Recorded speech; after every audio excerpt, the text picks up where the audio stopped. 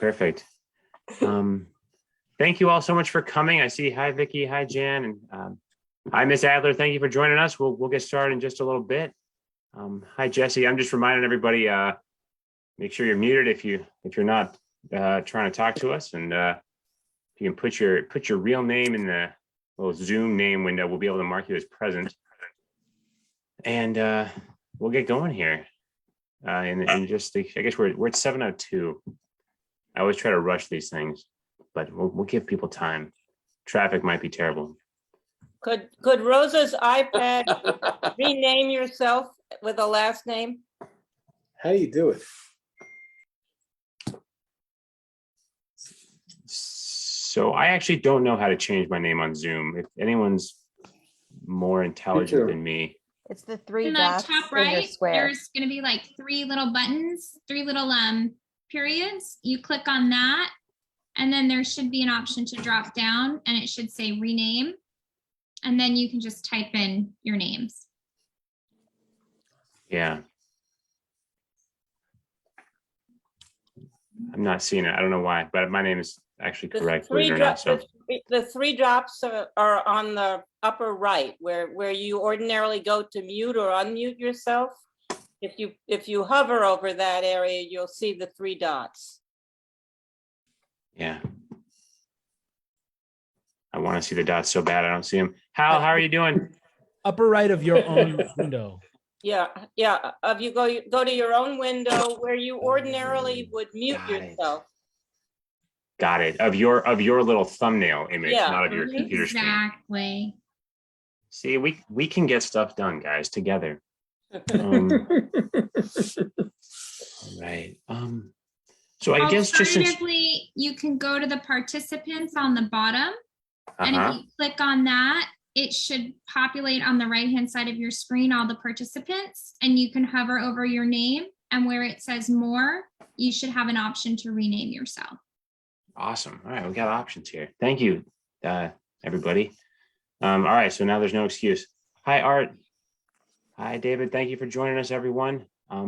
I guess since we have a pretty full schedule today, I'll go ahead and just get us Hello, going. everybody. Hey, everybody. Hey, Art. Hello, Tyler. Hi. Thank you. So my name's Tyler. I'm the president of Independent Neighborhood Democrats. Thank you all so much for coming and for bearing with our relatively last minute schedule change here. As you've probably heard, the Omicron variant is a doozy, and we, in the interest of keeping people safe, opted to do this online. And I think there's sort of a lot of folks who are doing that right now. I would, of course, encourage everybody to get vaxxed, get a booster if you haven't done it yet. I'm going to paste a little bit of information in the chat right now, just with some testing information. It's kind of, I find it a little bit intimidating or confusing to find a vaccine site and a testing site if it's not available. So check out the links I posted over in the chat. There's some information there. Let's all stay safe here, because I think this one does seem to, seems to be another factor that we all have to adjust to. So thank you all for coming, and as I said, let's stay safe. Now, a couple little bits of housekeeping today. Just a reminder, please pay your 2022 dues if you'd like to vote in the endorsement meetings we'll have in our endorsement decisions that we'll make in February of 2022. IND is endorsing in 19 races this year. What? Yeah, that's true. 19 races. So if you want to vote, you need to have paid your 2022 dues, which you can do online at indbrooklyn.org, or you can mail our esteemed treasurer, Jessica Pell, a check, the address, which is also available on our website. Does anybody have any questions about like voting logistics or voting eligibility logistics? That's always a sort of a last second consideration that people make. So please let us know, reach out if you have any questions. And finally, oh, hey there. Hi, Ann. Just just want to shout out Ann Swerin. Thank you for joining us. Judge Ann Swerin in the House, former district leader of the 52nd Assembly District. I just wanted to wish everybody a happy holiday and say thank you for all your hard work on behalf of the Democratic Party. And Tyler, you too. Right back at you, Tyler too. Right back at you. Thank you. Thank you. So on the topic of leadership, we will have IND officer and executive board nominations at our January 20th meeting. So if you're interested in being nominated for the e-board or for an officer position, please let us know if you have any questions about that. You know, we always need help people run the ship. And I know when I was a member and not on the executive board, I found it at times kind of intimidating and opaque and confusing and a little bit scary. I would encourage you to reach out if you have any questions or ideas about it, because you know you can make a difference, and the e-board makes a lot of things run. And please let us know if you'd like to be nominated. All right, hold on. Someone told me my mic's cutting in and out. Let me try something. Yeah, it's a little like public television-y. Yeah, part of that might just be my natural cadence of speaking, but maybe it's my mic too. So can you guys hear me okay? Yes. Okay.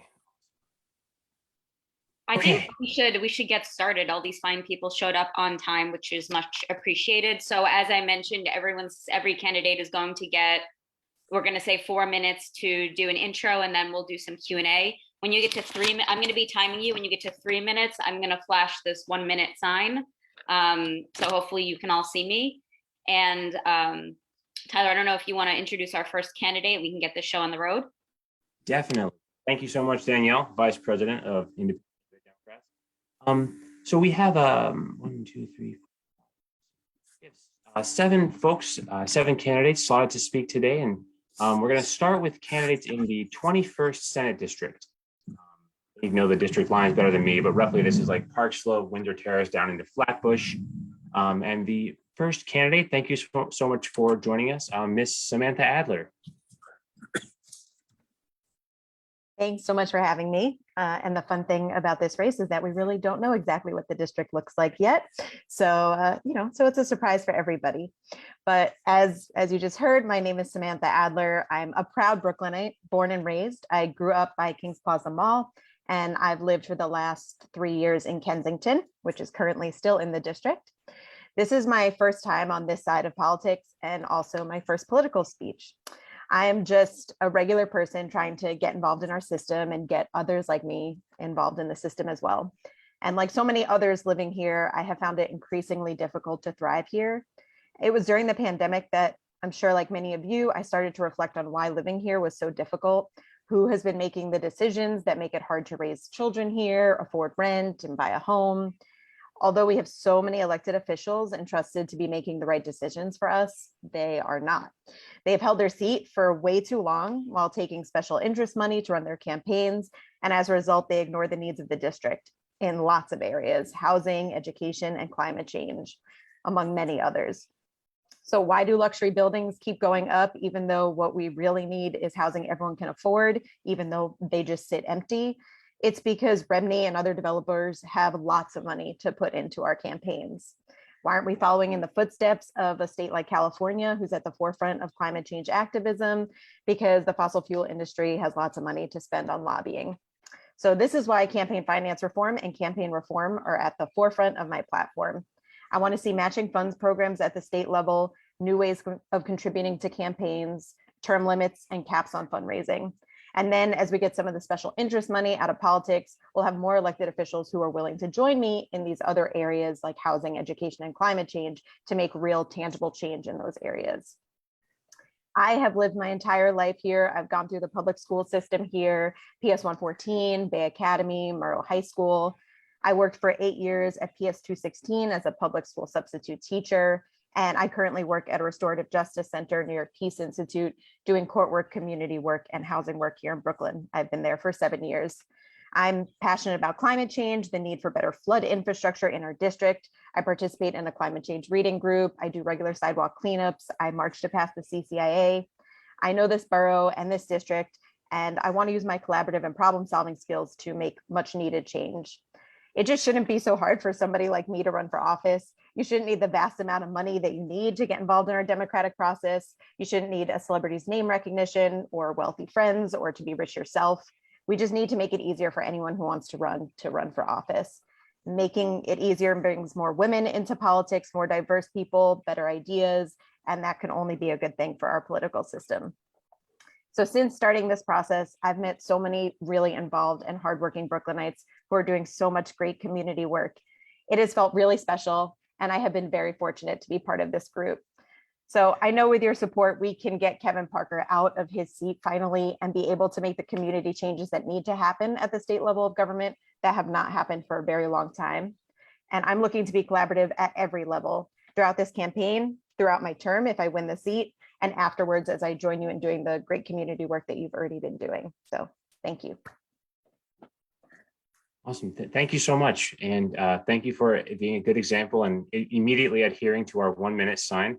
So I neglected to say, if folks have questions, please feel free to use the raise hand function on Zoom, or you can type questions in the chat if you would like me to read them out. And I always like panic scroll looking for raised hands. So if I don't get to you, please do just kind of speak up. I'm trying to find you. I guess I'll start with a question. I mean, you mentioned barriers to running for office. I'm curious, like, what you think would be the most effective ways to encourage more folks to become candidates themselves. Yeah, so I think it's two things, one of which is the money. The money is just such a daunting part of it. And if there are matching funds, if there's public money available, if there's caps on how much you need to raise, it just becomes a less daunting process because a candidate doesn't have to go into this thinking, okay, I have to go from zero to $200,000, $300,000 in the blink of an eye. It really, if we lower that and we give some matching funds, it really helps candidates get involved. So that's one. And then also, as someone who was just entering this, I know I had always been involved in politics, but I had never run for office or done anything like that. It is really confusing to read all the laws and try to figure out what to do and how to follow the law and how to launch your campaign. And we should just have much more straightforward guides and steps and help. I know there's a lot of good organizations doing work out there to try to help, but even with that, I found it really, really confusing to just know how to do this correctly. And I think we need to have better information out there. In some ways, it felt like it was so much legalese in order to prevent anyone who wants to run for office. So I'd like to see changes with that. All right, thank you. And Joan, it looks like you have your hand up. Yes, I did. I really wanted to ask a policy question, Samantha. I sit on a board of a local nursing home. And at the very last minute, the governor put forth $150 million so that nursing homes wouldn't experience this wide strike. But they haven't had a cost of living increase for workers in nursing homes in 14 years. And so they barely make ends meet. The Medicare reimbursement, Medicaid reimbursement hasn't gone up, and it costs them almost as much money. That money that they get each day for each person is spent at the end of the day. So they're barely making it, and we need them. They provide a vital service for communities that they're in. So I wondered if you've thought about that at all or had any experience in that field. So I will be completely honest, I have not really thought about that. I think this is a very niche issue, not a very important, but very niche issue that doesn't come up to the forefront as much, and it really should. That's a very important issue. And I think it just ties into the larger problems that we have with our medical system, with our healthcare system, that we're not getting, that the reimbursements are going to the wrong places, that they're the wrong amounts, they're not supporting the people that they should. It's really unacceptable that it's been 14 years without a cost of living increase, because the cost of living increases are barely keeping up with inflation as it is. So it seems impossible for somebody to continue to support the nursing home work without getting at least that. So I would really love the opportunity to learn more about that, and also maybe speak with you offline about that, because it seems like a really important thing that we should be focusing on, and part of a larger overhaul as well. Thank you. Joan, and we got time for one more. Hal, I see you have your hand up. Yes, you mentioned the name of the incumbent senator once in your remarks, and my question is, what has the incumbent senator done or not done that you feel you could do better?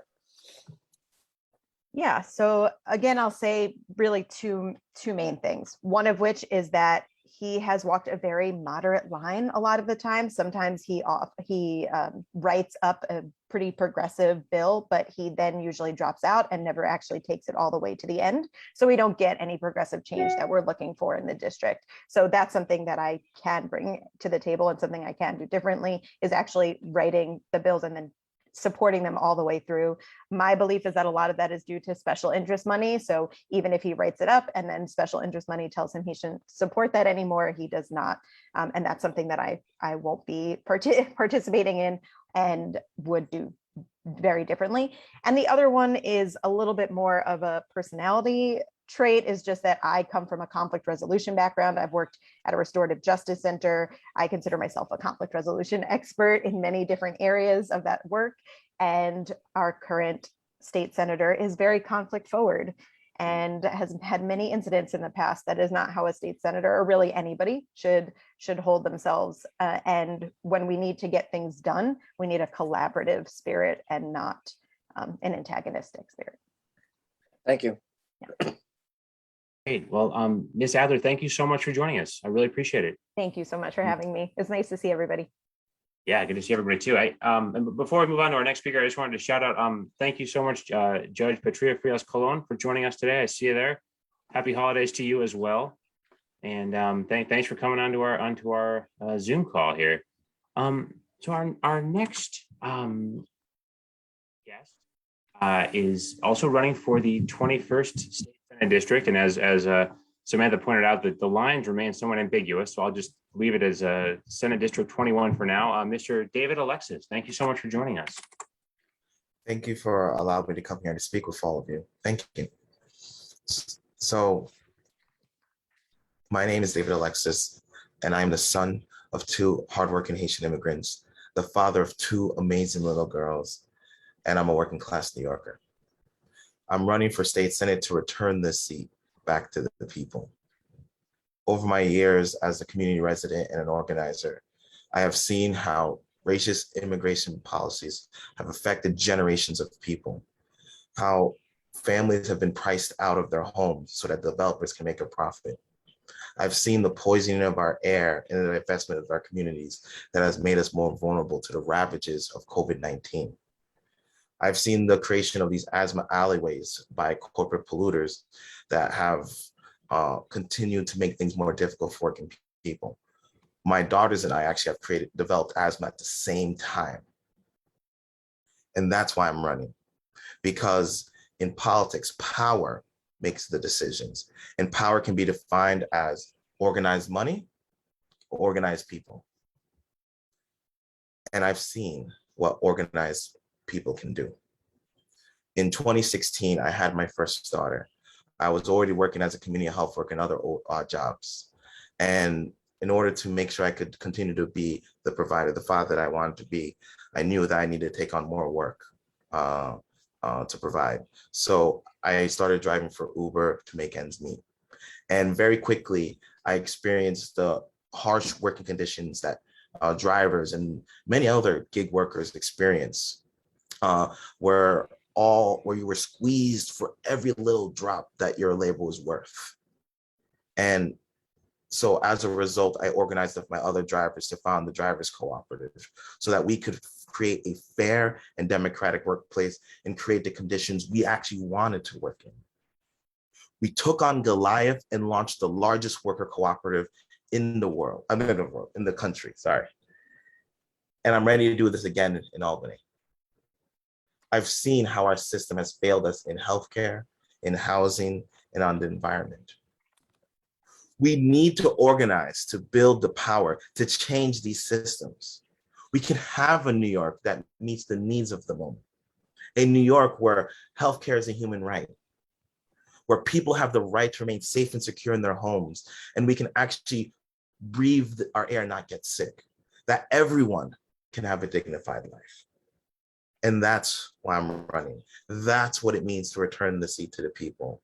And that's why I'm here tonight, because I would like to work with each and every one of you to ensure that we can together transform New York and walk into our power together. So I'm hoping that all of you will join me. Thank you. Thank you so much, David. Any questions for Mr. David Alexis? Joan, I see you have your hand up. Yeah, David, my question is, should you get elected, have you given any thought to which committees you would like to be on as a member of the New York State Senate? Thank you for that question. I have thought about, there's like the finance committee, the certain committees that have outsized influence on budget policy that I also thought of. I was also thinking of the labor committee and a handful of others. I expect that once we have the opportunity, there's usually a lot of discussion, a lot. And for me, this is something that I am hoping to be able to not just make on my own, but to do in lockstep with the community, to identify where me and the seat has the most leverage and powerful impact for the community. So that's kind of how I view it. Thank you. Thank you. Awesome. Yeah, Jason. Sure. Thank you, David, for joining us. I guess it's probably fair to ask you the same question we asked the previous candidate with regard to there being an incumbent. Is there something that you feel you would improve upon? Is there something you feel like he has let us down, or something where he's insufficient for what you expect? You know, what's the case to remove an incumbent? So one of them, as was already mentioned, there was, I personally believe, a dearth of leadership. There are many policies that needed to be passed to really protect our community in this district, that over the last 10, 20 years, you have seen blackouts continue to develop, particularly on the eastern side of the district. You've seen crumbling infrastructure that has led to tons of flooding that has damaged homes. I actually live in East Flatbush, and our home, we actually lost hot water for 2 weeks because of flooding that had come from the crumbling infrastructure from the roads that allowed a whole slew of water to come into the cellar.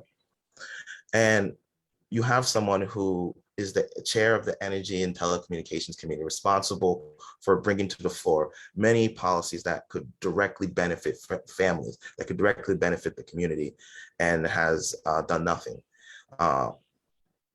It is not hyperbole to consider him the Joe Manchin of New York, someone who has taken the most amount of money for fossil fuel companies, the people who have been profiting from the way the system has been constructed, and blocking all other change through rhetoric, from presuming like he's a progressive champion. All of the bills that he's signed, all of the things that he's been on, but has not fought for, and has actually allowed to die on the vine.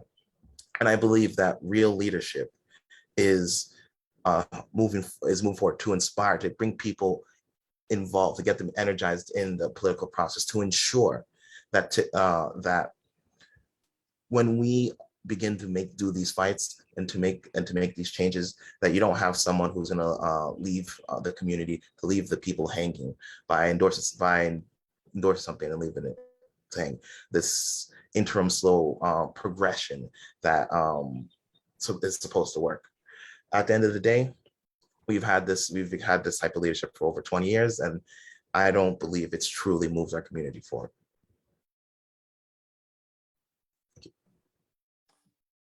Awesome. Well, thank you so much. Are there any other questions? I do have a quick one. Oh, go ahead, Dana. Go ahead. Well, so I'm just curious, just not a long thing, but quickly, what did you find was the most effective way to organize Uber drivers? What were some things that worked very well? Thank you for that question, honestly. So Uber drivers are really busy. They generally work 10 to 12 hours a day, 6 to 7 days a week.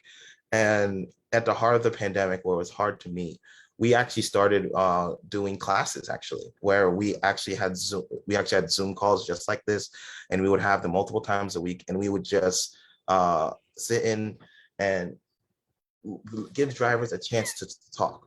Drivers are over 90% immigrants. There are about 85,000 drivers who drive Uber, Lyft, all different Black car services. And they're some of the most marginalized. They never get a chance to talk about their pain, the pain that many of us have experienced in this system. And we just gave people a chance to listen, to talk about what we were hoping to do, and to start to build a vision of what we could do, what could be better. And then we began to do it together. Between when we launched, when we started organizing on December 15th of 2020, we had 9 drivers, 9 people in our group. By March 2021, the end of March 2021, we had organized over 2,500 Uber and Lyft drivers. And that came from actually sitting down, having conversations several times a week, talking through what we were doing and allowing our drivers to begin to walk into power. And so it's been a year since we really started our organizing drive. And we are currently at about 4,100 drivers. We have been able to launch our app, over 40,000 downloads, 3 government contracts, and we've raised over $2 million. And that came not because I'm the smartest person or my colleagues were the best people in the room, but largely because we were able to channel our collective power together.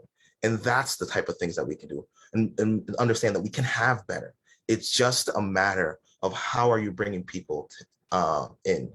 That's the, if you want to put it very simply, that's the magic, if you would.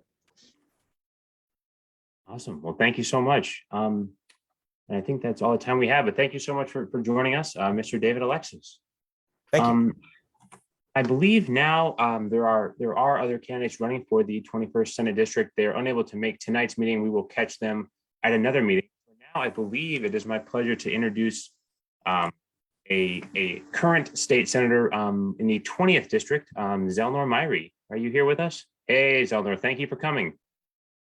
Thanks for having me. Do I have the floor? I don't want to mess up the protocol here, Tyler. You have the floor. It's all yours. Great. So good evening, everyone. Thank you so much for having me. I currently do not have an opponent, but I would really, really, really be honored to have the endorsement of IND. Many of you were with us in 2018 when we were fighting an uphill battle to take control back of the state Senate. And over the 3 years that we've been in the majority, we've been able to do so many good things for this state. I want to highlight 2 brief areas, and then I'm happy to answer any questions. As many of you know, our democracy is literally and physically under attack across the nation. And the very first thing that we did when we assumed the majority was to improve our democracy. I had the honor of being the chair of the Elections Committee in the state Senate. And my mantra has been, since assuming that role, is to take New York from worst to first. I think that has some added significance given the climate around the country. We are seeing rollbacks by many Republican legislatures across the nation. We have seen the evisceration of voting rights on the federal level. We have seen the stagnation of protecting our voting rights on the federal level. So it's going to be up to the states to step up to the plate. And I'm so proud to serve with so many amazing colleagues like Assemblymember Simon, who have fought with us to make many, many changes to the election law, to improve voter access, to make sure that the administration of our elections runs smoothly, and to make sure that we protect voting rights. I had the opportunity to have hearings across the state this summer to examine the administration of our elections, the structure of our boards. We released an almost 50-page report. If you have not given out holiday gifts, that is the perfect reading gift for your loved ones and your friends, where we outline a number of recommendations to protect voting rights and improve the administration of our elections.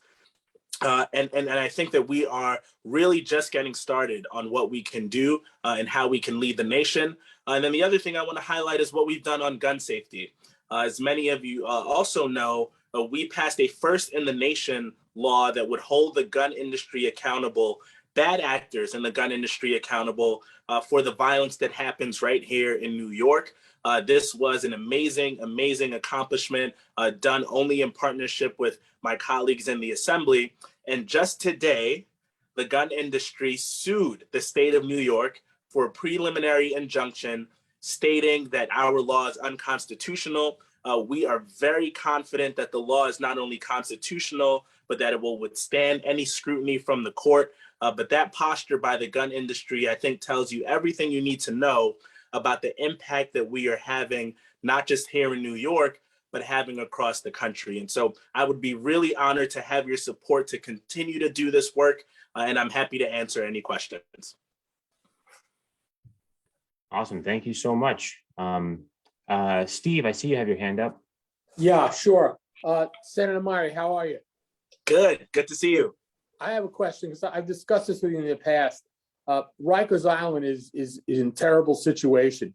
Have you considered possibly putting forth legislation which, instead of, I don't know if you know, but when people are sentenced to jail in New York State, they're immediately put into the system, sent to Rikers Island, and then transferred upstate to a really kind of inhumane treatment. Yep. Have you considered putting a bill which would allow individuals to voluntarily surrender to state institutions after their sentence, so they wouldn't have to remand and go to Rikers Island, which also would alleviate some of the crowding in our local jails? Have you considered that? And what are the other things you've done from a state perspective in dealing with the crowding of Rikers Island?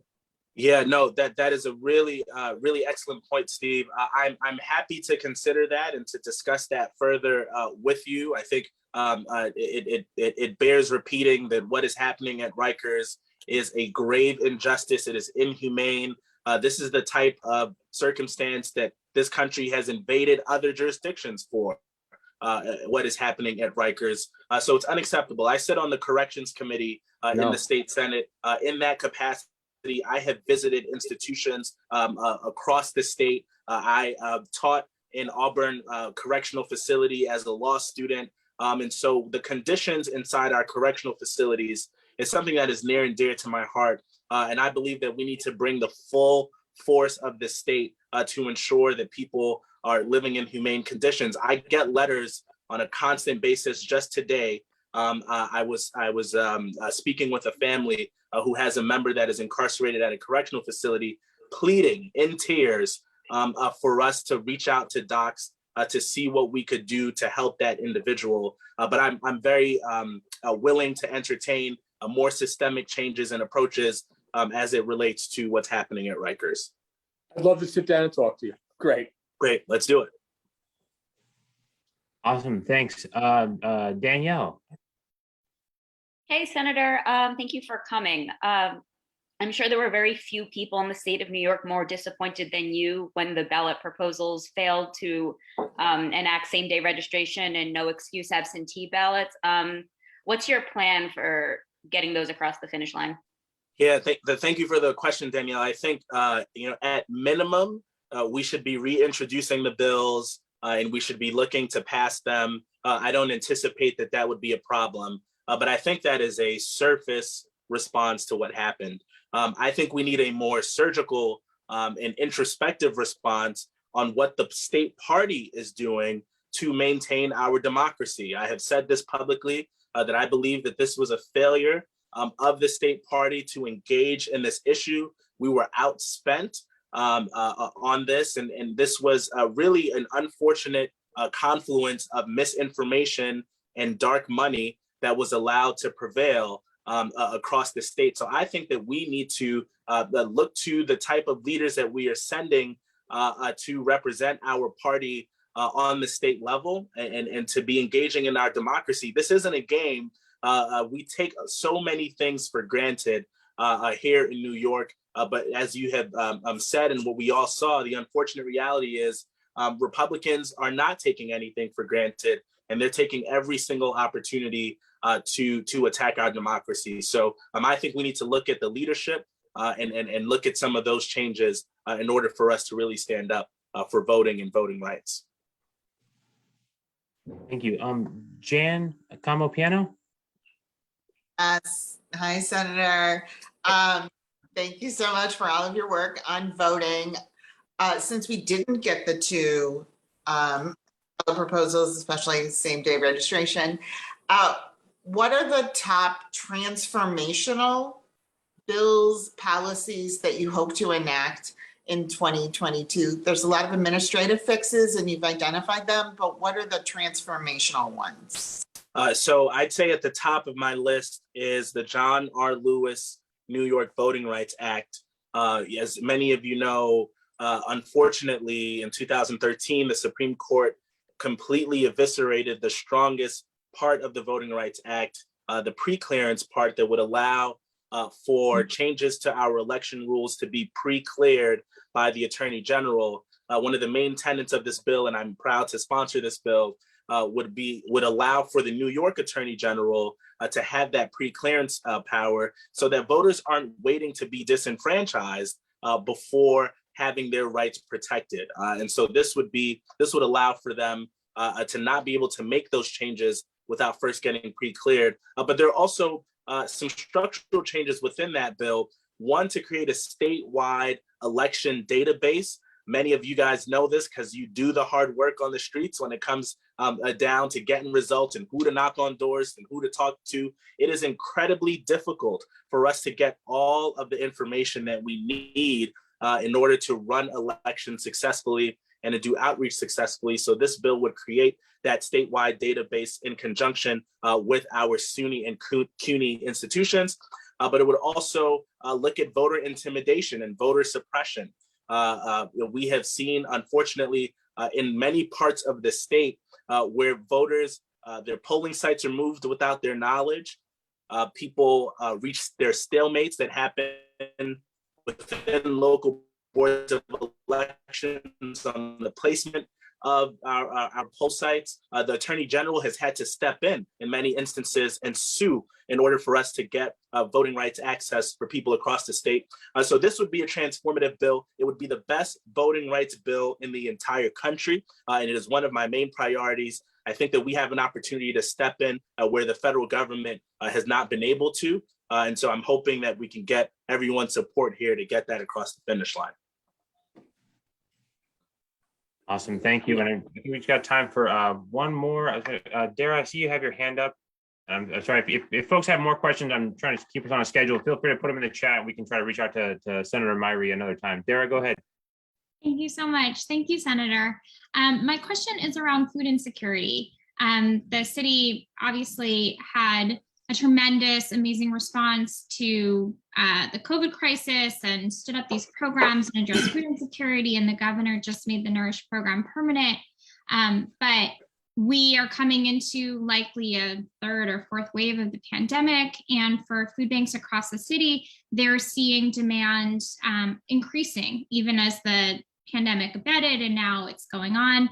And so I'm curious, what work you're looking to do or what actions you're looking to take to address food insecurity and to make sure that all the families that are hungry have not only emergency food, but culturally appropriate food.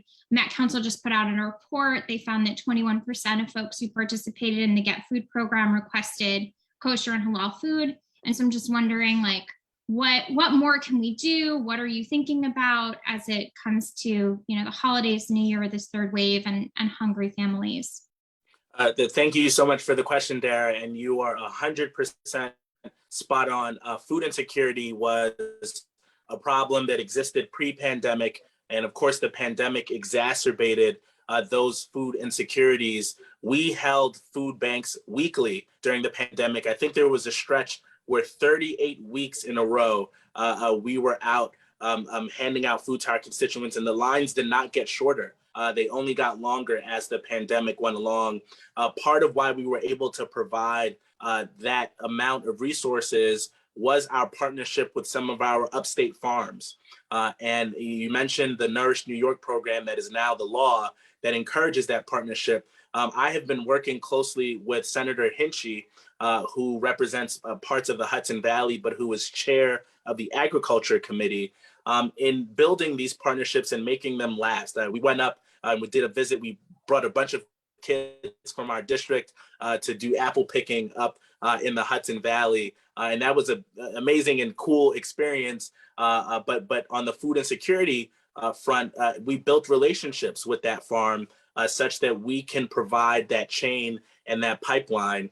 I also, support for our farms, our local farms is something that I care deeply about and think that it's going to help with food insecurity. But on the other end of that coin, we have a concerted effort by large food corporations to target junk food to our children and to our communities. And the money that is invested in advertising to our kids has led to disparate health outcomes. And we know that our Black and Brown communities suffered from COVID-19 in a disparate way because of some of these comorbidities that come from processed food and from that targeted. So I've introduced a bill that would prevent that sort of predatory marketing and instead create a fund that we could put into things like community gardens and building that pipeline from downstate to upstate on the food. And so those are some of the things we're thinking about, but I'm happy to get more thoughts from you and ideas and concerns and happy to talk that out. Thank you so much. In my private life, I work for Met Council, so I'd love to, we already work with you. We'd love to continue to work with you. And we really thank you so much for the work that you've done to support families in need and to help address hunger. So thank you. Thank you. Awesome. Thank you so much, Senator Myrie, for joining us tonight. Really appreciate it. Thank you. Happy holidays, everybody. Back at you. Happy holidays. Just want to shout out real quick. We have Councilman-elect Lincoln Ressler. Thank you for joining us today. Lincoln, I hope all is well. Thanks for coming out. Thanks so much, Tyler. Always great to be with IND. Just want to wish you all the happiest of holidays. There's a lot of great stuff going on around Brownstone, Brooklyn these days. And we're gearing up to take office January 1st. If I can ever be helpful on any local issues, don't hesitate to reach out and say hello. We'll be announcing our office and full team in the next couple of weeks as we get started, and really excited to continue to work with all of the great people at IND. So thank you, Tyler, for having me, and I'll be here just listening in. Awesome. Thank you so much, Lincoln. So we're gonna move on now to the 26th State Senate District. There's just like the 21st, there's a couple people that are running that couldn't make it tonight, but we do have several candidates here. Thank you so much for joining us. We'll start off with Miss Vittoria Ferriello. Thank you for joining us tonight. I think we did a little switcheroo there. I think we're going to start with Alana Sivan. I am so sorry. We'll change the order. That's my bad. Miss Alana Sliven, I think you're here, and I think I saw on Twitter you had a positive COVID test today, so I hope you're feeling better. Yes, thank you for joining us. Yes, thank you so much. Yeah, and sorry, Victoria, for the switch. I just I'm fading a little bit, so I wanted to go a little bit earlier, if that was okay. So my name is Alana Sivan. My pronouns are she, her, and hers, and I'm running to be the next state senator of District 26. I am feeling okay. Symptoms mild, but I'm not 100%. So please forgive me in advance for that. So before I talk about why I'm running, I want to tell everyone here a little bit about who I am. So I started my legal career as a public defender, where I stood up against a system where whether someone goes home or is locked in a jail cell has nothing to do with justice and everything to do with the amount of money in their pocket, the color of their skin, and the friends that they have. And for me, as somebody who is of mixed race, I felt those disparities really deeply.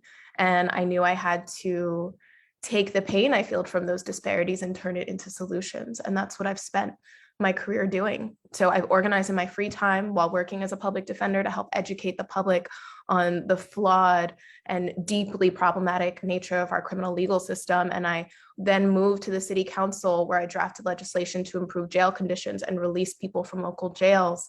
And so I've done all of this work because I'm somebody who has made my career about taking this collective pain and turning that pain into solutions. And that ethos of collaborative problem solving is really emblematic of this district that I love so much. It's a really amazing place. It's the current district as it stands. It might change, but as it stands right now, it's really the only place where someone like me, a Puerto Rican Jewish vegan who can't drive, can feel like home. I currently live on the Manhattan side. I live in the Lower East Side, But I was born on the Brooklyn side of the district and also lived there during law school. And it's actually where the forum was supposed to happen today is in the district. And there's always been such a sense of community in Brooklyn Heights. I actually moved shortly before I lived in the district, or in that part of the district in Brooklyn Heights, shortly before Sandy during law school. And I remember all of our neighbors sort of watching out for each other during that time. I remember people knocking on my door, seeing if I needed anything from the grocery store, just checking in, because people really recognized that we're all dealing with the same problems and we really needed to work together to solve them. And so that's the heart of this district. We're really a community of problem solvers from all of the different parts. And at the same time, we have a real problem, and that's that there are too many people who are getting left behind. You can see it in all of the district's parts when you're walking along the luxury developments along the waterfront and on the Brooklyn side, or when you're walking from Wall Street to Smith houses. There are areas where billionaires grew $87.7 billion richer during the pandemic, and there are NYCHA developments where people can't afford food because they're getting priced out of their local grocery store. And so I'm running because we can do so much better if we have a problem solver who is committed to creating solutions the same way that all of us in this district are. We need a state senator who won't vote for a budget that would roll back bail reform, who will tax the ultra billionaires on Wall Street, and who will make sure that the people who are unhoused have a fair chance to thrive. These are all the things that we don't have, but as a community of problem solvers, we have the solutions. We can solve these problems. We can have real criminal legal reform, economic justice, dignified conditions for NYCHA residents if we work together to elect someone new who understands these experiences and who is ready to fight for the people living here, who is committed to solving these deep problems. And I'm so excited to work together with you all to organize together to solve our district's deepest problems. Thank you so much. And I'm happy to take any questions. And thank you for everybody who's saying nice things in the chats about feeling better. I'm okay. So thank you. Awesome. Thank you so much. Hal, I see you have your hand up. Yes, first, my best wishes to you, Alana, for a quick recovery from COVID. I hope you can dodge the beast. Anyway, it's a question I've asked the other candidates. What is it about Brian Kavanaugh that you don't like? What is he doing or not doing that you feel you could do a better job of doing? Yeah, I mean, first I'll say, because I don't like to be negative, so I'll start by saying like why the state Senate needs someone like me. And I'll say there's not a single former public defender in the state Senate. And that's really important because we're in this time where we have a state legislature that's really been susceptible to fear mongering. Where when there is a budget to roll back bail reform, people are getting all of this fear from law enforcement unions and they're going along with it without knowing the facts. Like, I know the facts. I know what bail reform does. It makes it so that people who are facing a criminal court case can be out during the pendency of their trial, can actually work to fight their case and live better lives.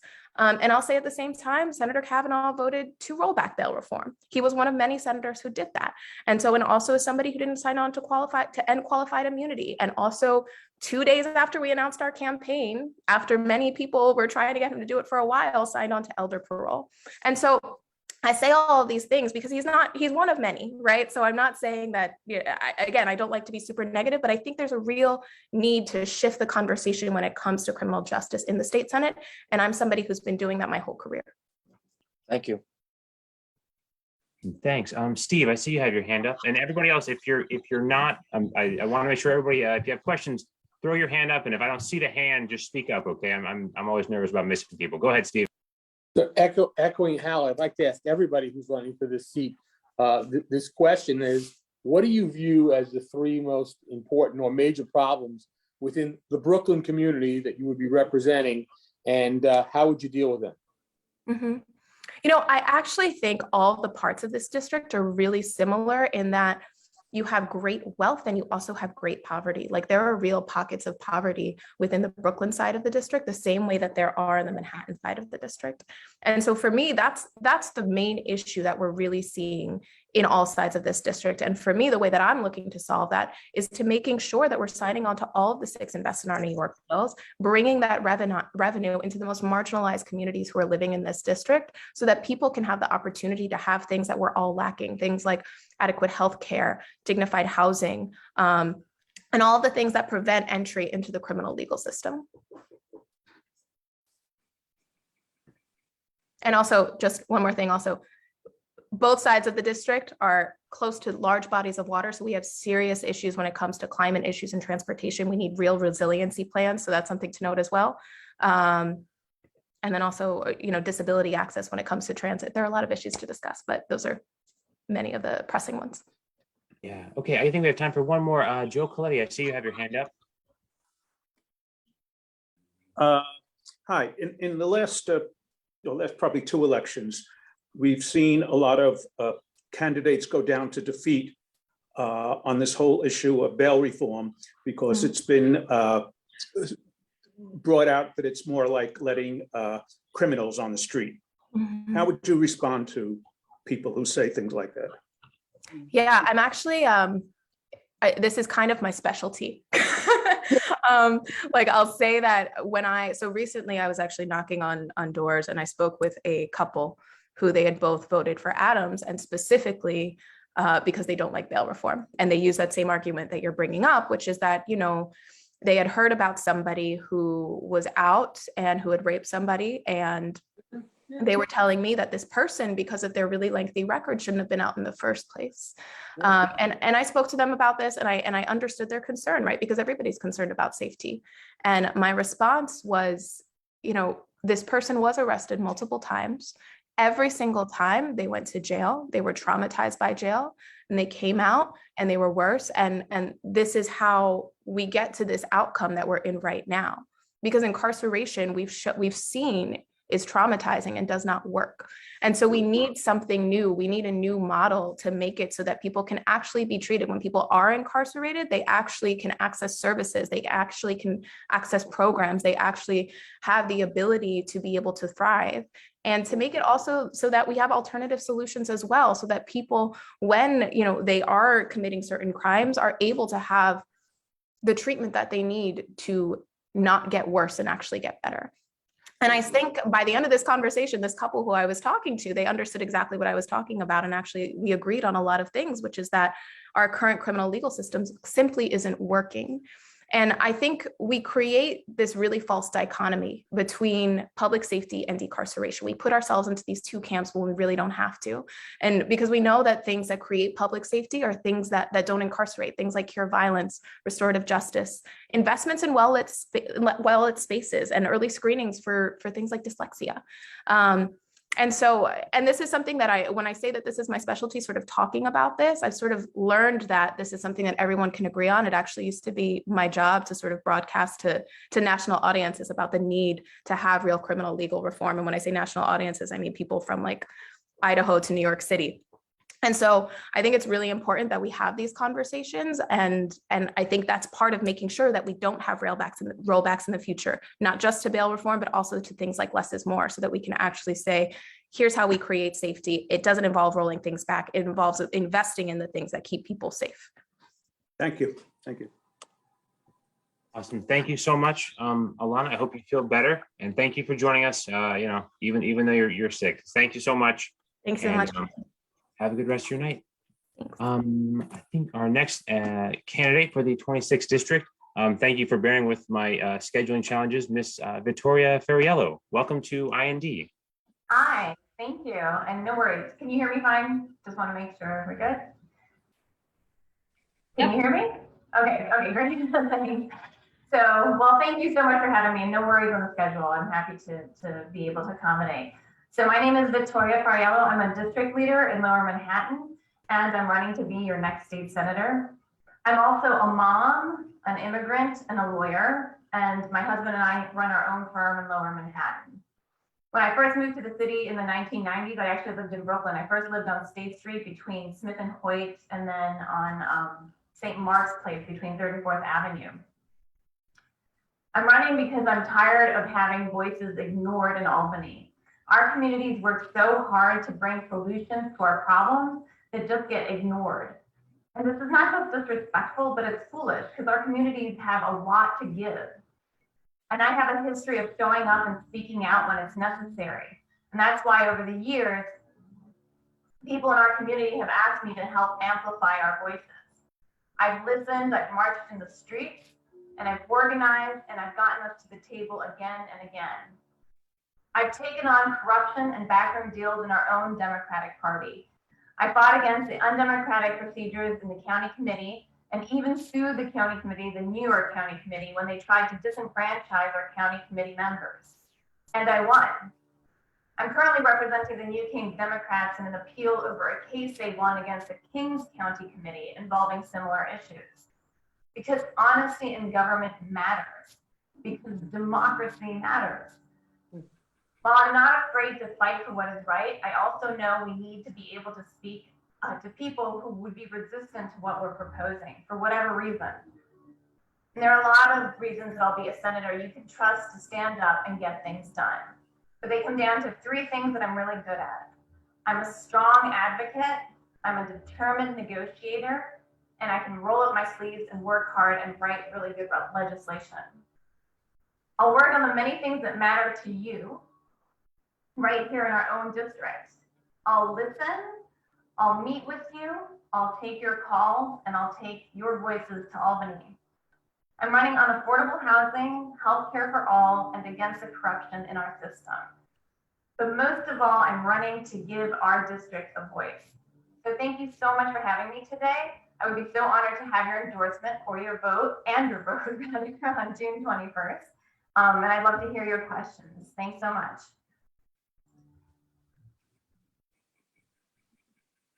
Awesome. Thank you so much, Victoria. If anybody has any questions, Steve, I feel like you're maybe trying to unraise your hand. I can't tell. Steve, you have a question? The same question I asked. What do you view as three major issues dealing with specifically with downtown Brooklyn? And what would be a solution for those issues or problems? Sure. So I guess I'm going to go with the broad issues that I work with, but then I'll try to address. Because I'm interested in the specific issues.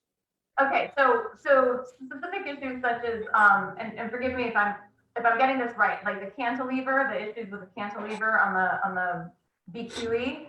I think that's a problem. That's we need to make sure that that's done in a way that isn't disruptive to the community, and that the community actually can participate in what happens and goes on there. Certainly, putting a 6-lane highway next to the Brooklyn Promenade is insane.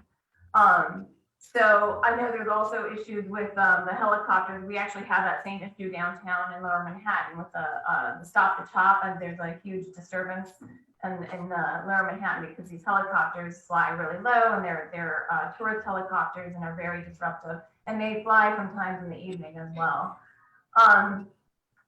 So I know also transit is another big issue. I know that there needs to be more accessibility. I believe there are 2 stops in Brooklyn that need new subway entrances. And so those are the specific issues.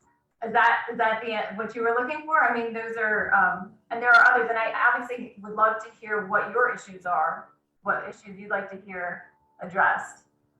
Well, look, I think that I asked you what you perceive as the 3 issues.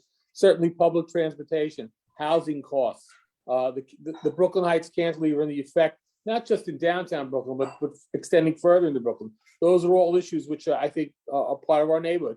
Plus, there's also been a slight rise in crime. That's a concern we all have in terms of cleanliness, and there's a road issue. I mean, a lot of small issues. Again, these are not broad issues, but there's small issues that matter to people in these neighborhoods.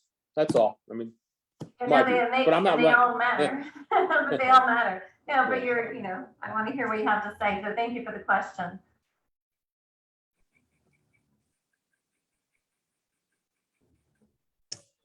Thank you so much. Did anyone else have questions?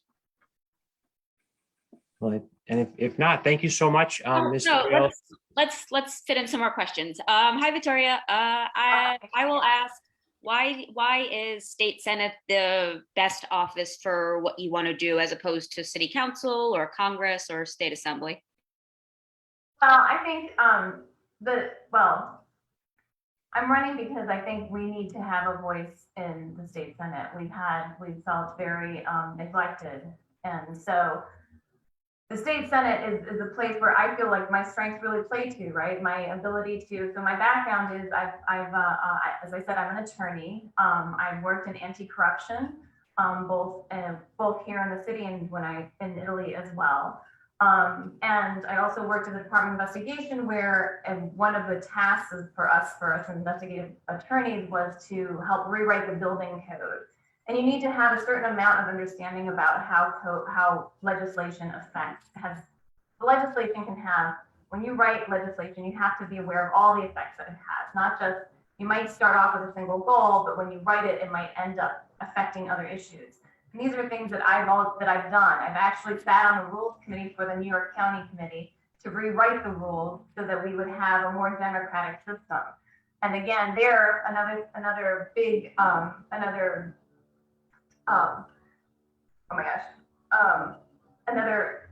reason I could do this is because I know how to negotiate. I had to sit with a majority of other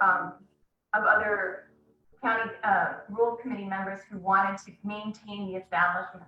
They wanted to maintain the status quo. In order to change it, I had to work with them and make sure that they understood that this was a benefit not just for the people who were pushing for the change, myself and 2 other people, but it was good for the entire county committee. So I have an ability to negotiate, and that really matters too. And that's something that is very helpful in the Senate as well. I'm an advocate. That's my job. That's my job as a lawyer. When a client walks into my office, they come into me with a problem, and my job is to help them find a solution. And that's exactly, again, the same thing that I think a representative should be doing in the state Senate, is when the community comes to you with some issues, is to say, what are we going to do? How are we going to fix this? How are we going to move forward? So these are all things that I think would make me really well suited for the state Senate.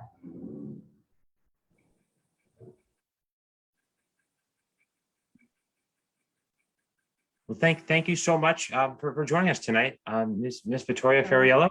And I like you've included a name tag, the Coalition for 100% Affordable Housing. I like that. Thank you very much. Underutilized medium, the Zoom name for Yes, and that is, if I can pitch that out there for 2 seconds, 5 World Trade Center is the last parcel to be designated at the World Trade Center site. And they want to build 80 stories of luxury apartments. And we need at least 80 stories of affordable housing, which we are missing and losing in our district, throughout our district. So thank you so much. Yeah, of course. Thank you. Thank you so much for joining. And I think we have one more candidate for the 26th who is having some technical issues. So in the interest of keeping moving here, I would love to hear from our Assemblywoman in the 52nd Assembly District, Miss Joanne Simon. Are you available? Can you tell us how things are going? Yes, I'm available. I don't want to assume. So good evening, everybody, and thank you for coming. I want to thank Tyler and Danielle and Jason and everybody who helped put this meeting together. I know that reaching out to candidates and inviting them and making sure that they know that they're welcome to come to IND and present their ideas and speak in support of their candidacy is something that we all value. And I'm so glad that you've been able to put together this meeting tonight. So I am running, as you may know, for re-election, and I've been grateful to have IND support in the past and including the recent past, and looking forward to earning your support again this evening. I wanted to focus on a couple of things, as many of you know, because I'm usually at IND meetings and I make regular reports. There are a whole host of things that we could talk about, but I'll try and narrow that down. Number one, the BQE, climate. It was 65 degrees today in the middle of December. So we are working on ensuring that the BQE triple cantilever doesn't fall off a cliff, and that what we get is something that actually is transformational. It's a, transportation for the future. And that respects the communities all along the Gowanus corridor, or the corridor throughout I-278 throughout Western Brooklyn. And so one of the things we're doing to help us maintain that roadway long enough to be able to do that planning, because it takes a lot of time just to even write the environmental impact statements, for example, is the weight and motion bill, which will allow us to electronically issue violations for those trucks that are overweight. And overweight trucks, number one, harm the roadway and they add to its deterioration, but it also adds pollution. So those overweight trucks have greater emissions, and that, of course, is a real problem for climate, a real problem for everybody's asthma and pulmonary issues. So it's a benefit to do that for a couple of reasons. That bill is on the governor's desk. Senator Kavanaugh and I, who sponsored that bill, had an op-ed in the Gotham Gazette this week. I guess it was yesterday it came out, and encouraging the governor to sign the bill. We haven't heard anything from the governor's office suggesting that she might not sign it, but so we're keeping our fingers crossed and hoping and looking for anybody's support. If you want to reach out to the governor's office, encourage her to sign that bill. And then moving forward, we will be working together with communities throughout the corridor. I've already started reaching out to communities throughout the corridor, for example, to ensure that communities' voices are heard, and that the efforts to build this roadway don't end up dividing communities. That's something that I have fought for a long time and will continue to work on. The other things I want to continue to work on is, of course, the education, special education, early identification of reading disabilities, and improving the teaching of reading. I could talk for hours on that. Protecting reproductive health and making reproductive health more available to women in people who are pregnant in New York State. So the reality is that other policies get in the way of people being able to afford that reproductive health. We want to work on those issues as well. We're very proud that New Yorkers can come here and have their reproductive health care needs from anywhere in the country. The governor's made clear that New York will welcome everybody for reproductive health care here and abortion care here in New York State. Obviously, gun violence prevention, I'm working on a couple of things. I mentioned one thing last month, I guess, and I got the bill, but I'm kind of holding it back because the gun violence prevention advocacy community really doesn't want certain bills out to CERN because we don't want to encourage the Supreme Court to go the wrong way. So just so you know, we've got everything ready, and we'll be ready to respond if the court rules against New York in that case. And obviously, COVID recovery, something we'll be working on. I did want to just put a pin in what Senator Myrie said about nutrition and the upstate farms, and that is that the Women's Caucus has been working together. We have identified a number of issues that we will be working on around the state: childcare, mental health, and the other is nutrition and connecting the dots between our upstate farms and the availability of healthy food here in New York City. So I will leave it at that, and thank you for your attention. Happy to answer any questions. Awesome. Thank you so much, Joanne. Anybody have questions for our Assemblywoman here in the 52nd? When's the weigh in motion bill getting signed? I'm sorry? I said, when's the weigh in motion bill getting signed? Hopefully this week. And it has to. It's on her desk. I think it went to her desk on Friday, I believe. And so she has 10 days to sign that. And doesn't that feel great to say she has 10 days to sign that? I just want everybody to kind of bask in the notion that she will be signing this bill. So I think she has to sign it by, Sunday night or Monday kind of thing. But, we're hoping sooner than later because it's like driving me crazy.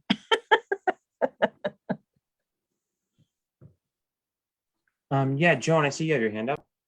Yeah, Joanne, a couple of the candidates prior to you speaking, mentioned that they don't know what the lines of the districts they want to run and are going to look like. Do you have any advanced knowledge about the lines for us in the 52nd? What they No, will I look do like? not. I do know that, there were the two proposals. And of course, one of those ballot proposals that didn't get done would improve the process and make it more fair for redistricting. That didn't happen. So we are stuck with what it is we have, which was kind of designed by the Republicans in the state Senate, the last amendment. However, there was a series of hearings. The independent commission is going to come out with another proposed map.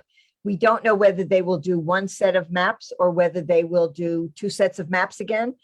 They were not able to reach an agreement. So they had, the Republican lines and the Democratic lines, neither of which were particularly good as far as I was concerned for the 52nd. They had some problems in them. The Republican lines had me in the Lower East Side, which was kind of a stretch. And the Democratic lines had me taking over a whole new neighborhood. And for somebody who needs to shed, I don't see why I have to pick up a whole new neighborhood. It also bisected public housing on the north side, and that's dividing a community of interest. And so I do know that they're looking at those issues. I don't know whether they'll come to agreement. There is a lot of belief on the part of people in the legislature that they may not be able to do that, and that the lines will end up going to the legislature. I think the biggest ones that are biggest bones of contention, just generally, are the congressional lines. I think that is much more of a potential hot potato, for example, than the Assembly or Senate lines. I think, the Senate lines, I can't speak for my colleagues in the Senate, but, places like Sunset Park, they have 5 Assembly members. What's that about? Why does somebody like Senator Myrie, who represents Brownsville, stretch all the way into Sunset Park? That doesn't make a lot of sense. It really defies this community of interest issue because there's little pieces of it. Senator Brisport has a similar circumstance. And that was very much the way the districts were carved up by the Republicans in 2012. So I think that there's probably looking at that in a different way, given the independent commission. Thank you. Yeah, and I see, Dara, you have your hand up. Hi, Assemblywoman. Hi, Dara. How are you? I'm good. Congratulations. When's the big day? April Okay. 2nd, God willing. See what happens. You've been a tremendous champion for women, and your leadership and presence itself has been amazing. And obviously the City Council this week just passed legislation to try and help close the gender pay gap. And I'm just curious what your thoughts are on what we can do on the state level to help close that pay gap. Oh, I'm sorry. Could you, I'm getting a little bit of I didn't catch a word. That's okay. My signal sometimes is not great. By the way, I got a new modem. Spectrum made the whole deal with the brand new modem. Ever since they brought in the new modem, I have a funky signal from time to time. So I apologize. Could you just repeat what you said?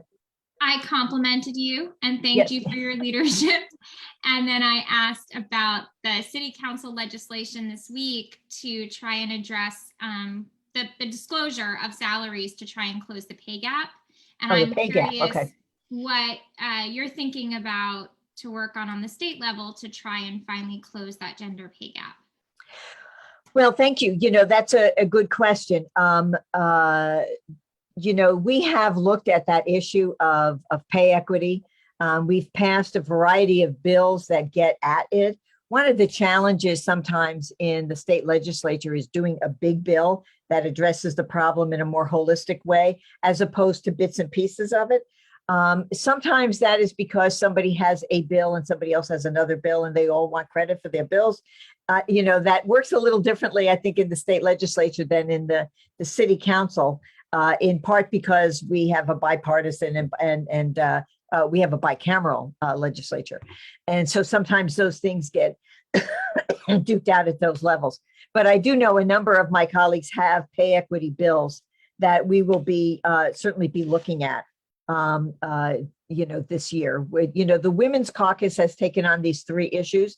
Pay is certainly one of them that we've always been active on. Our Republican colleagues are less concerned about that, unfortunately. So some of what we do, we focus on because we can focus on it on a bipartisan basis. And so mental health, nutrition, for example, and universal childcare are things that we are all able to work on. So the pay gap sometimes ends up getting done kind of through the back door. So through these other policies, we will make a change in pay as well. But we have a number of those bills. I can't think of one bill in particular right now that's going to solve the whole problem, though. Excuse me. Awesome. But if you have an idea, let me know. That's right. Perfect. Well, thank you so much, Joanne, for joining us this fine evening. And thank you.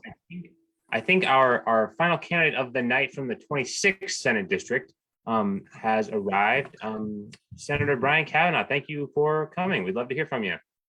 Just for a teeny bit of context, we're doing like 4 minutes of sort of candidate intros, and then we'll have some Q&A. And Danielle Zuckerman, Vice President of IND, will throw up a little 1-minute sign when the time's counting down. And I just had to adjust my screen so I can see Danielle, so presumably we'll see the sign. Okay, thank you very much. Again, apologize, I was a little bit late. I was running from a tenant association meeting that went long. But it is great to be with you tonight. I'll be back to remote, sadly. I was there when we had the first in-person meeting recently. And it's great to be here with all the other candidates for this seat as well. And of course with Joanne, I as usual, learned a few things listening to her tonight. We just, I'm Brian Kavanaugh, State Senator, 26th Senate District, big chunks of Brooklyn and much of Lower Manhattan as well. I chair the Housing Committee. I think you all know I've focused particularly since we took the majority in 2019 on getting really transformative housing policy in place. The HSTPA in 2019 was the strongest piece of tenant legislation in about half a century in really anywhere in the United States. It dramatically strengthened the rent laws. It covered huge numbers of new households in protections throughout the state, and it seriously reduced the ability of landlords to quickly evict their tenants. We had expected to follow that on with another round of long-term work in 2020, but of course, COVID has made our work really about the eviction moratorium and the foreclosure moratorium, which I pushed from the very first days of the pandemic, first through administrative orders and executive orders, and then through legislation that I enacted 3 times and is now in place through January 15th. We also have a little under $3 billion rental assistance program, including more state money for that purpose than any other state has allocated, in addition to the $2.6 billion that the federal government did. And we recently announced the launch of the Homeowner Assistance Fund, which is doing outreach now and will take applications in earnest after January 3rd. We've got huge needs still. Good cause eviction is a critical goal to make sure that nobody can be pushed out of their homes for no reason, or because they're complaining to their landlords about things, or to the city. We have a huge crisis with the 500,000 residents of NYCHA, who really do keep many of our government agencies and our communities and our businesses running. Lots of hardworking people there, but we have underinvested for decades at the federal, city, and state level. So that's something I've pushed very hard for additional capital funding, and we're continuing to work on it. But that's a huge challenge going forward. The next 5-year capital plan begins in a few weeks. We'll be negotiating that with the governor, but I'm pushing very hard for much higher levels of funding, both capital and expense, to make sure that we really do transform New York into a state where no one is lacking housing because they can't afford it. We really should be talking about ending homelessness. The governor the other day passed our bill expanding the ability of something called the FEPS program to get people out of shelters into permanent housing by giving them vouchers that will actually cover the cost of permanent housing. I've been working for a couple of years now on something called the Housing Access Voucher Program, which we're trying to scale up into $1 billion program, new program modeled on federal Section 8, provide enormous rental resources. I am looking for the sign and not seeing it, but I feel like I've been going on a bit. Action you should receive. There it is. How am I doing on time? 30 seconds. Okay, with 30 seconds. Lots of other issues, obviously very proud. We did lots of policing reform last summer, criminal justice reform, really transforming those systems. And again, that's been a real collaborative effort of the majority in both houses and the former governor. We have huge challenges in climate change. I am carrying a bill that would do something the city just did. I would go be a little more aggressive, but basically to ensure that all buildings are electric in the near future with no new fossil fuel building after 2023. That's important in Brooklyn in particular because of the the ongoing fight with National Grid about new gas facilities and their insistence that they can't keep the current system stable if they continue to expand demand. And we know that climate change is an enormous crisis. So, I mean, much more to talk about, but I would, I've had opportunities to talk with all of you before. I'd be very proud to have the support of IND in my reelection, and I'm happy to take questions. Awesome. Thank you. Joan, I see you have your hand up. Yeah, earlier tonight, Brian, one of the young women who's running for the seat, I asked her a question about nursing homes, and she referred to it as a niche issue. I don't think that all the families and the people who are in nursing homes throughout our state feel that way. And the question that I asked was that we know that the governor, to settle a possible strike at nursing homes, put in $150 million at the last minute and saved the day. So there isn't a strike, but the agreement will raise salaries for the people who work in the nursing homes, and nursing homes, particularly the non-for-profits, are losing a lot of money because they haven't had a cost of living adjustment in 14 years. And so I wondered if there's been any discussion on that on the Senate level, if there's anything that you're aware of. Yeah, thank you for the question. And yeah, nursing homes are end of, the kinds of facilities that we need when we're ill or as we age, really, of course, are fundamental to all of us. If they're not fundamental to you now, they may be someday. So we really do need to shore that up. It's been an extraordinarily difficult time for nursing homes, for the staff there, for people who are living there, for the families who had a lot of period where they were really struggling to get information. And this issue of not paying human services workers enough to do these jobs cuts across home care, nursing care. We really do need to dramatically increase the funding. These are almost entirely government funded services, but they're done by nonprofit organizations, sometimes for-profit organizations, but that we don't give them adequate reimbursement to pay people properly and to staff these things adequately. So we're looking at that in a whole range of things. We are going into this budget with a substantial surplus, and this is one of these issues that I've been committed to for a long time and will continue to be. And I think there's a lot of interest among my colleagues in addressing that. Thank you, Brian. Thank you. Awesome. Thank you so much. Art, I see you have your hand up. Yes, thank you very much, Senator Kavanaugh. Thank you very much for being here. One of the prior candidates, maybe the same one that Joan was referring to, was criticizing you and saying that one of the reasons why she's running against you is because she said that you voted to roll back bail reform. And she also said that she is against incarceration. So I wanted to ask you if you have any response to that. Yeah, I appreciate the question. This has been I think one of my candidates has been running primarily, one of my opponents has been running primarily on that issue, and I've heard various versions of it. But just to be clear, we reformed the bail system for the first time in decades to make the system a lot fairer and a lot better. We then, a year later, made some modest changes to that law that we've done, that transformative law that we did. So, to say Brian's for the rollback sort of belies the fact that, I was part of the group that pushed for reforming the system in the first place. I would have preferred a system that eliminated cash from the system entirely. It should not be that whether you're able to pay determines whether you get out when you committed a crime.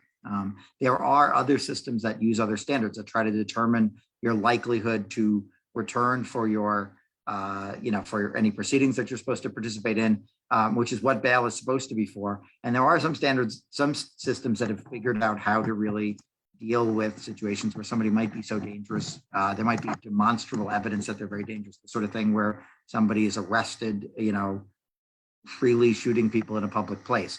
But the question should not be, do you have enough money to get out? And that is the system when we have cash bail.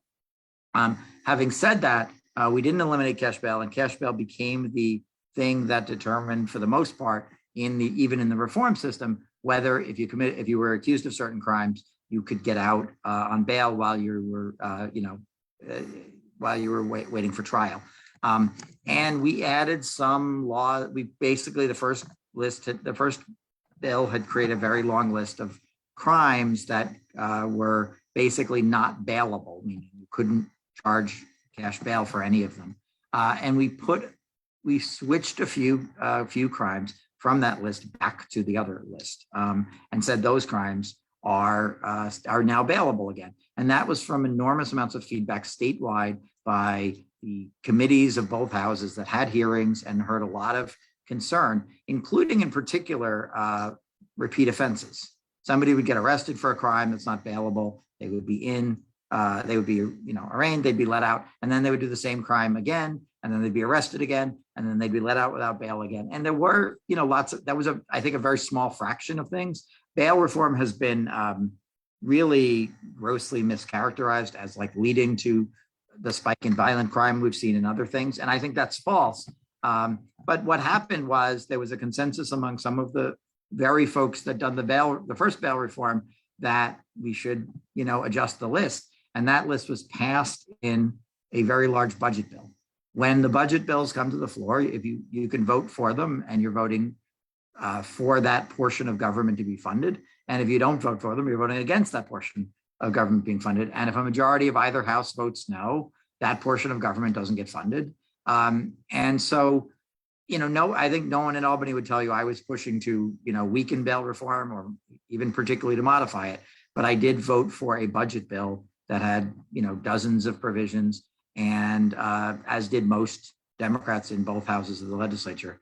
And again, I'm overall proud of what we've done on criminal justice reform, on bail reform. I've been pushing very hard for parole reform, which we need to do, and many other things. I am not somebody who believes that we're at a point where we can eliminate incarceration entirely. I wasn't here when you're telling me somebody else said that, but I do think that for the foreseeable future, we will have incarceration as part of our system when people are duly convicted, hopefully in a fair and just criminal justice system. But I think sometimes we're going to still have some jail facilities. I would note that I think that the jail that was done in Brooklyn and the jail in Chinatown, which was originally proposed as 50 stories, I opposed those as being vastly out of scale. And, I still think high-rise jails of that scale are a little bit crazy. They are not what the original Lippman Commission proposed, which talked about community-based jails and 20 of them.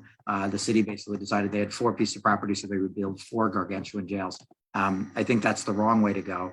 But I know that the city council and the mayor approved those, and they're pushing forward with them. Thank you. Thank you very much, sir. Awesome. Thank you so much. Karen, are you raising your hand? I think we have time for one more. Karen, go ahead. Senator, thank you so much for coming. I know that for the last 14 years, you've been a real staunch advocate and supporter and a defender against gun violence, and you have fought against a well-financed gun lobby. We've had now another school shooting with more children killed. Sandy Hook, we just had an anniversary. I was wondering, going forward, should you be reelected, how do you think you can, in a state of New York, which is much more restrictive, do you see yourself as, give me an idea of what you see yourself as going forward as a real role model or an advocate, maybe even going beyond the borders of New York State and becoming a real true crusader for reducing gun violence in the United States? Thank you. I really appreciate the question. First of all, yes, when I got to the legislature, formed a caucus of state legislators of actually both parties at the time. Some Republicans still had the courage to join that. And it was both houses. And right after Sandy Hook, I got together with New Yorkers Against Gun Violence, and we put together what we thought of was the 9 big things that we needed to change about the gun laws. And that became the basis for the SAFE Act, which brought New York's laws into the sort of civilized era, I would say. Restrictions on assault weapons, universal background checks, all the sort of limits on ammunition magazine capacity. I then proceeded, so we passed that. We've continued to work on it. We passed the Extreme Risk Protection Order, sometimes called Red Flags, which I wrote, and we got passed as soon as Democrats took the Senate. I nearly got it passed while Republicans had the Senate. We added domestic violence as a prohibitor for domestic violence misdemeanors as a prohibitor for having a gun. We've done a lot of the work you can do in the state. I will say a very big thing we did this year, which has gotten not nearly enough attention. I was about to say, Joanne Simon's research effort is actually a very important thing. We created a real genuine gun violence prevention research institute in New York. But the big thing that I'm saying that's gotten a lot of attention. The thing that hasn't got a lot of attention is we passed a bill that allows people to sue gun sellers and gun manufacturers when their negligence causes injury. And you can sue in New York court. Many years ago, the US Congress passed a law uniquely protecting the gun industry from liability. But they said if states can pass a law that says specific acts that were specifically negligent, that the states could still do that. We did that. I think you heard from Zellner Myrie earlier. He passed, that's his bill. We passed it through both houses and it has been signed. And the important thing about that is you could sue in New York court a manufacturer that's selling guns here, even if the person acquired the gun somewhere else. And so that is our effort to impose reasonable, rational, responsible behavior on these gun manufacturers and the gun sellers, because that is the core of this problem right now. All these guns are manufactured legally, they're initially sold legally, and then they get into an illegal market. And it is the standards in the rest of the state are far too easy to make it legal. I also have founded something called American State Legislators for Gun Violence Prevention. I held 5 national conferences with Danielle Zuckerman knows a little bit about this because she was involved in that when we worked together. But we passed, we got legislators from all 50 states to join a national coalition to work on these issues. And that was very much about making sure people could learn from each other and people could learn from what we're doing in New York and California, and a few other states have done this well. And also our friends in red states to have defensive strategies to prevent the NRA from winning and passing really bad bills. So we have done a lot of work on that. The conferences have not been something that's happened during COVID, but I do look to continue to play that role nationally as well. And having a Biden White House, it was not, I remember meeting in the Roosevelt room with Valerie Jarrett to talk about what our state legislators are doing around the country in the Obama administration. I think the Biden administration has, they're still in pandemic response mode, but I think that they can play a big role, and I think we can push them to play a leadership role on these issues. Thank you. This work that you're doing is so incredibly important. Kudos to your efforts. Thank you. Much, Senator Kavanaugh, for joining us tonight. Really appreciate it. Thank you, everybody. Thank you, everybody that asked questions. And the 52nd Assembly District is blessed to intersect 4 New York State Senate districts. We've heard from 3 of them tonight, and I didn't think we were going to hear from the 4th, and then I got a text that made me very happy, but also made my stomach drop a little bit because I had neglected to inform this gentleman that we had switched to Zoom, and so he texted me from St. Francis. State Senator Jabari Brisport, thank you so much for joining us from the 25th State Senate District. Welcome to IND, and apologies, that will literally keep me up tonight. So thank you so much for being here. Yeah, of course. And let me be brief because I know it's late and we've all been well, I've been back and forth with my house and St. Francis, but you've all been through like a long evening. But hi everybody, State Senator Jabari Brisport, he, him. You may recognize me from such hits as the 2020 IND endorsement process. I am back asking for your endorsement, saying that I'm very proud of the work that we have accomplished in the state legislature this year, whether it was billions of dollars in new revenue by taxing the rich, investing in the full funding of foundation aid, the legalizing of cannabis, the repeal of the walking while trans ban, the excluded workers fund, and so much more. Have really big plans and ambitions for next year, whether that's pushing the New York Health Act over the finish line, investing billions of dollars into climate, and my own office's initiative, which is for universal free childcare throughout the state of New York. I would love to work with IND more. Please endorse me. I would absolutely treasure it, and be happy to work with you in the future. And I'm also happy to take any questions. Thank you. Thank you so much. Did anybody have questions for Senator Jabari Brisport? I do have one. I mean, if you could just elaborate a little bit on the childcare bill. I know I'm just like got a couple of young kids. I don't know if it'll be in time for them, but I'm super interested in what we can do to support parents with young kids, because it's a doozy. So what's the deal with that? Yeah, so we'll be investing billions of dollars to scale up New York's childcare infrastructure, which was really damaged which was never up to, where it needs to be to meet all the need in the state, but really damaged by COVID-19 with lots of providers closing. So helping hire and retain more providers, raising their wages to be at parity with public school teachers, K through 12, of similar certification, and also for parents, making it free at the point of service, meaning no copays. The same as if you were to drop off your kid at public school. Nobody asks for your income, nobody asks for your work status. It should be the same for childcare, which I also view as education. Thank you. Joan, I see your hand is up, and everybody else, if I'm missing you, please do let me know. Joan, I see your hands up. Yes, Senator, I live in a part of the district that, to be honest with you, feels a little neglected. We would love to. I live in Concord Village, and there are 1,700 units here, and we would really like for you to come. We'd like to extend an invitation. I'm not going to do it, but the president of our co-op will. And when we do, we haven't had one, but when we do have an in-person meeting, we would certainly like for you to come and share your, what your agenda for the coming year is going to be, should you be reelected, what you plan to do. And we would really appreciate hearing from you at the time when it works, for everybody's safety. And so that's not yet, but certainly put it in the back of your mind. So when you get that invitation, you respond to it. Thank you so much. It's in the front of my mind. I'll put my email address in the chat for you to reach out, and whether it's physical or virtual, I am there. Thank you.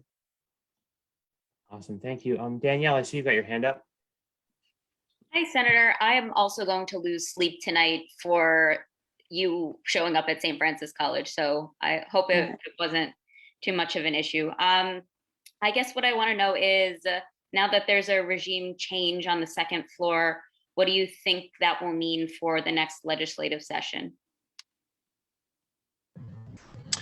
I think it means that we will no longer have a bully on the second floor, which I believe we had with the previous regime. I do think that we won't see eye to eye on everything.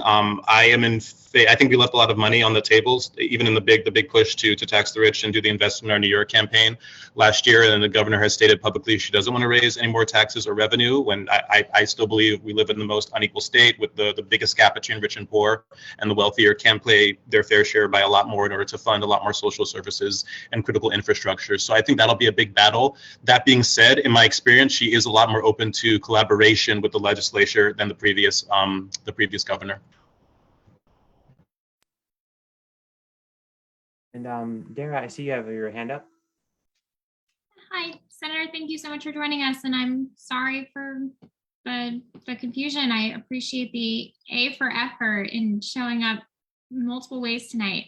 I had a question. Obviously, there's been a massive rise in hate crimes, started under the Trump administration with the xenophobic language, and it's unfortunately still continuing. And I just saw the most recent report is that it's up 100%, driven mostly by anti-Semitism and anti-Asian sentiment, though obviously no one is immune, the immigrants, Islamophobia. And I'm just curious what, Brooklyn is the most diverse borough, Queens, and I'm just wondering what your objectives are and how we can address rising hate crimes. I mean, a lot of it, I think, comes from bringing people together and making sure we see each other as part of one community. I'll share one story that happened in Fort Greene, which is a little bit east of 8052. But we have a beautiful, lovely community fridge, and some racial tension started stoking up between some of the Black NYCHA residents and some of the Asian NYCHA residents, which at one point peaked in one of the Asian residents getting kicked. There. And what we were able to was bring in translators and de-escalators from CPC who were able to help out with the fridge. They've been there every single week, especially the days where it gets a little more frenetic, which is the fresh produce days on Friday afternoons and Saturday mornings. And they've been really incredible, just being able to help translate and help people be able to talk to each other in making things much more smooth. That's just a start, but I do think, a lot of it is, how do we start, really bring more of these community conversations in or help get people talking to each other is part of it. On a totally separate note around food insecurity, in my other life, I work at the Met Council, and if there's any way that we can ever be of service to you in your district, hearing that folks are in need of food, especially produce, please, I'll drop my information in the chat and reach out to me. I'm happy to help. Okay, yeah, Kingsborough Houses in Northern Crown Heights would love to hear that. Awesome. Thank you so much. And I think that concludes our whirlwind state Senate candidate tour for tonight. So everyone give yourself a round of applause. That was a lot of good questions and great engagement with the Senate candidates and our AB 52 candidate. Thank you all very much. And I would be remiss, hold on, Oscar's here. Oscar, yeah, we're gonna get you on the attendance, Oscar. Jesse Pierce has told me that she doesn't need a speaking time, but I wanted to at least shout you out, Jesse. Thank you so much for coming to our Zoom meeting, first one we've had for a couple months. Is there anything that folks want to raise that I have neglected to raise? I'm happy to tap dance for a moment if folks want to think of stuff. Please do let us know if you would like to be a part of eBoard next year. I think, Steve, I think you're raising your hand. Raising his physical hand. Yeah, I know. I think you.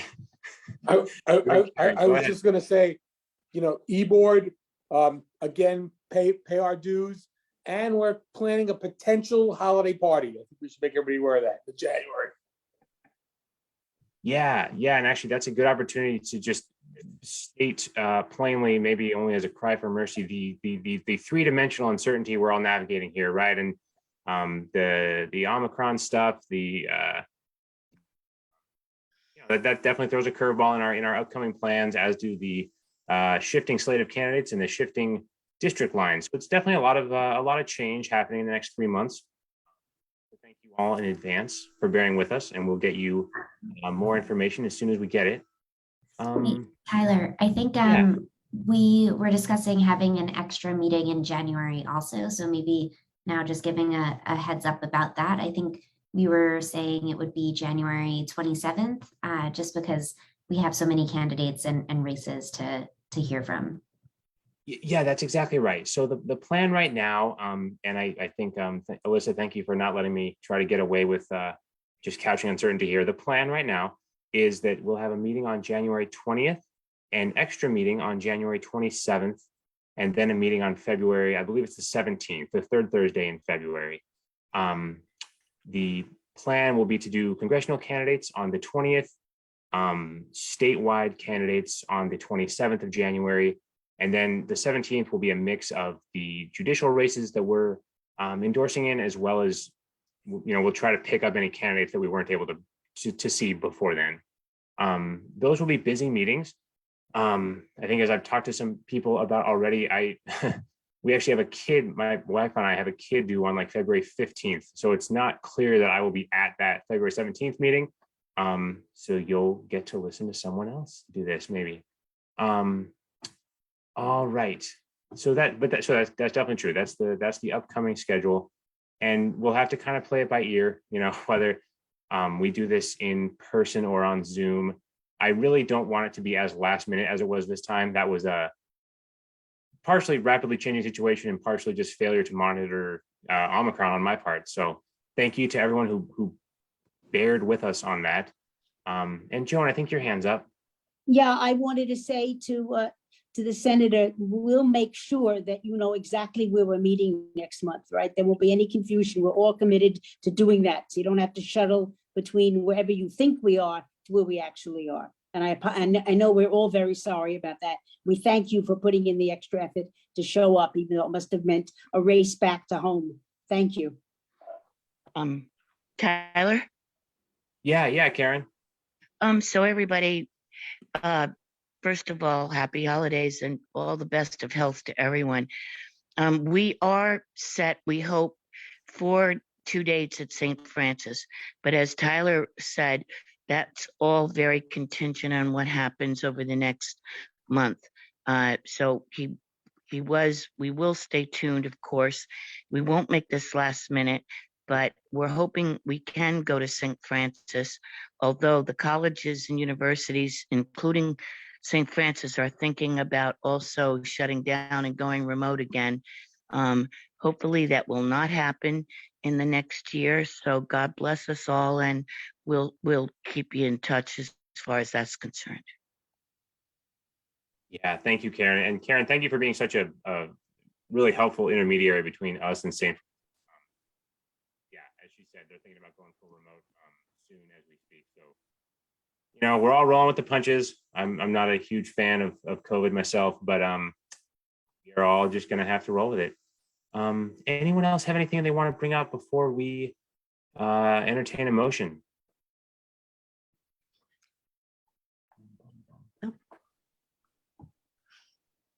Nope. Awesome. Do I hear a motion to adjourn? Happy holidays. Happy holidays. Happy New Year, everybody. Happy Merry Christmas. Thank you, to all. everyone. Thank you so much for coming out. Really appreciate it. Happy holidays. Night. Happy Happy holidays. holidays. Good night, everybody. Good night. Enjoy. God Happy holidays. God bless you all. Good night. You too, Karen. Thanks.